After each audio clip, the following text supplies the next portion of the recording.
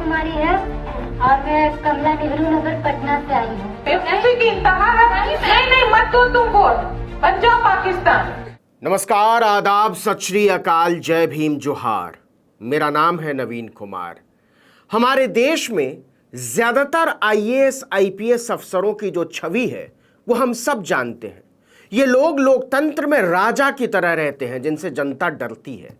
ठीक ठाक लोग भी उनके दफ्तरों में घुसने से खौफ खाते हैं। उनसे सवाल जवाब तो खैर बहुत सारे मंत्री तक नहीं कर पाते। जनता की क्या ही बिसात।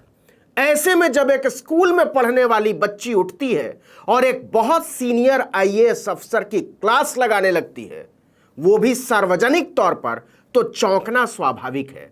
ऐसी ही एक घटना घटी है बिहार में। पहले वीडियो का एक हिस्सा देखिए और फिर बताता हूं कि पूरा वाकया क्या था। जैसे हर कुछ के लिए तो सरकार देती ही है, जैसे कि पोशाक का, छात्रवृत्ति, तो क्या मतलब 20 और 30 रुपया का ये बिस्कुट ही दे सकते हैं? इस सवाल का जवाब क्या हो सकता था या क्या होना चाहिए था? तीसरी दुनिया के सारे देशों में सैनिटरी नैपकिन को सस्ता, सुलभ और सार्वजनिक वितरण प्रणाली का हिस्सा बनाए जाने पर बहस हो रही है, खासकर भारत में। आपको याद होगा अक्षय कुमार का एक विज्ञापन, बल्कि सरकारी विज्ञापन, सैनिटरी पैड के प्रचार प्रसार के लिए बाकायदा आता था कि 2 सिगरेट के पैसे में एक औरत को दर्जनों बीमारियों से बचाया जा सकता है। और ये सैनिटरी पैड में जिंदगी, 2 सिगरेट के पैसे से भाभी को ऐसी खतरनाक बीमारी जो महावरी के वक्त गंदा कपड़ा इस्तेमाल करने से हो सकती है, उससे बचा सकती है। भारत सरकार के एम्बलम के साथ इस विज्ञापन के आखिर में लिखा होता था, जिंदगी चुनिए, मौत नहीं। स्वास्थ्य एवं परिवार कल्याण मंत्रालय द्वारा जनहित में जारी। इसे बनवाया था नेशनल हेल्थ मिशन और बेटी बचाओ बेटी पढ़ाओ आंदोलन ने।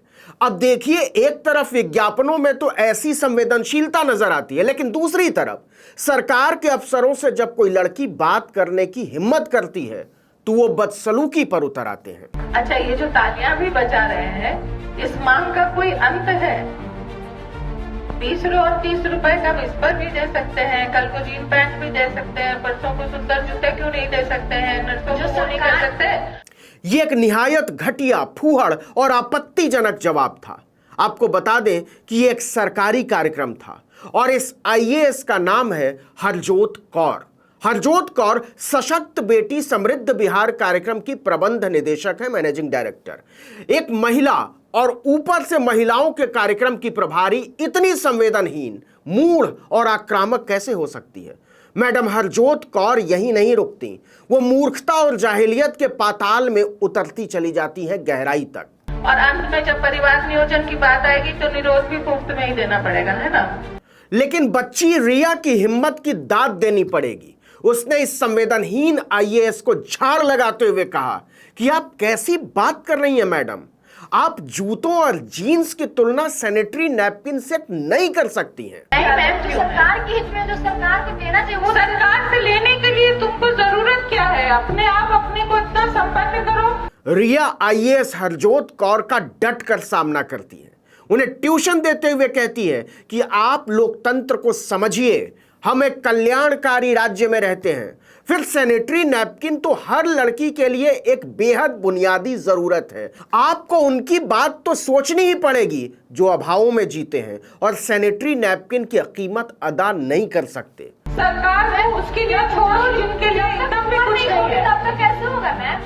क्या मतलब छोटा बच्चा है वो, जब तुम लोग छोटी बच्ची हो, हम छोटी नहीं है, बाकी तो जो है हमारे पीछे है।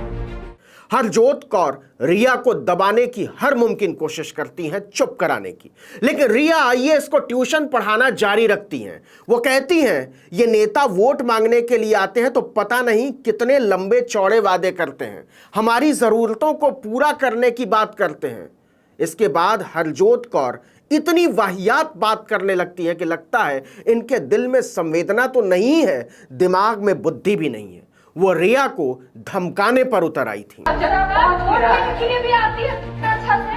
क्या वोट लेने के लिए आती है तो उससे नहीं? अच्छा, मत दो तुम वोट, सरकार तुम्हारी है, बेवकूफी की इंतहा है।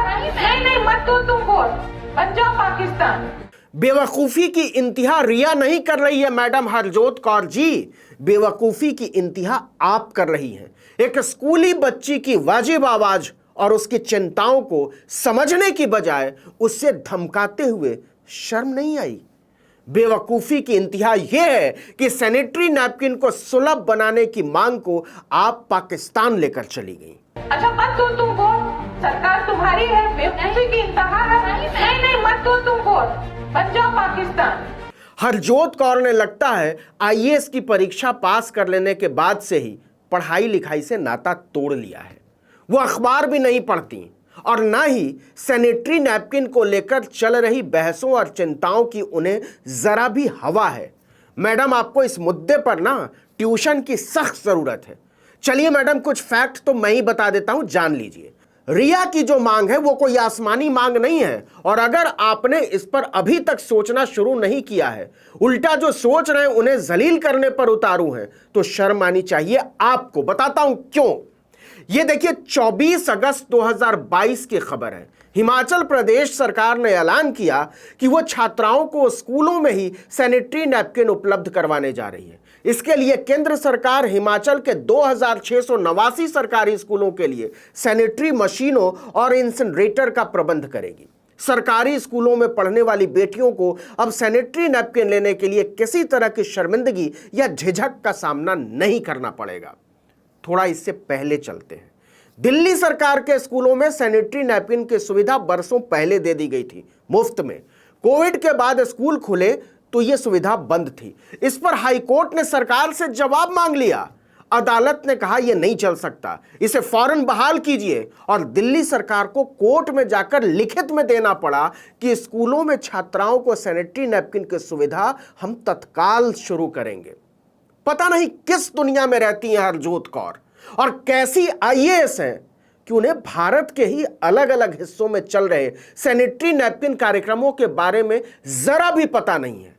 हरियाणा सरकार ने 2021 में ही ऐलान कर दिया था कि कक्षा 6ठी से 12वीं तक की सभी छात्राओं को एक पैकेट प्रति माह की दर से 10 माह के लिए 10-10 सैनिटरी नैपकिन के पैकेट मुफ्त दिए जाएंगे। सभी अफसरों को फौरन इसे अमल में लाने की ताकीद की गई थी। बिहार की आईएएस मैडम हरजोत कौर जब पढ़ती लिखती ही नहीं है तो उन्हें दुनिया जहान की खबर कहां से रहेगी। जब हरियाणा दिल्ली की खबर नहीं रखती तो दक्षिण भारत के बारे में उन्हें क्या ही हवा रहती होगी। लेकिन बता देते हैं, आंध्र प्रदेश की खबर देख लीजिए मैडम जी, 2021 की है। खुद मुख्यमंत्री जगन मोहन रेड्डी ने कार्यक्रम की शुरुआत की थी और स्कूलों में सैनिटरी नैपकिन की मुफ्त आपूर्ति को स्वच्छता अभियान का हिस्सा बनाया था। लेकिन बिहार की आईएएस हरजोत कौर को लगता है कि राज्य की बच्चियां उनसे अपना खेत बेचकर सैनिटरी नैपकिन की मांग कर रही हैं। ये फूहड़ और शर्मनाक है। लेकिन ये जो सोच है ना कि सरकार हमें 20 रुपए 30 रुपए नहीं दे सकती है, ये सोच गलत है। सोच बच्चियों की गलत नहीं है मैडम जी, आप आईएएस हैं तो क्या हुआ, सोच आपकी गलत है, और गलत ही नहीं है, शर्मनाक है। ऐसे संवेदनहीन आईएएस को सशक्त बेटी जैसे कार्यक्रम के प्रबंध निदेशक की कुर्सी पर न तो बैठाने का कोई मतलब है और न ही उन्हें बरकरार रखने का। इन्हें फौरन हटाया जाना चाहिए। इस वीडियो में इतना ही, लेकिन अगर आपने आर्टिकल 19 इंडिया को अब तक सब्सक्राइब नहीं किया है तो फौरन कर लीजिए, बेल आइकॉन दबाइए, घंटी जैसी आकृति, लाइक कीजिए और कमेंट करके बताइए हमारा वीडियो आपको कैसा लगा। अगर यूट्यूब पर देख रहे हैं तो हमारे चैनल को सब्सक्राइब कर लीजिए, फेसबुक पर देख रहे हैं तो हमारे पेज को लाइक कर लीजिए और इंस्टाग्राम पर हमें फॉलो कर लीजिए। हमारा ट्विटर हैंडल है article19_India। नमस्कार।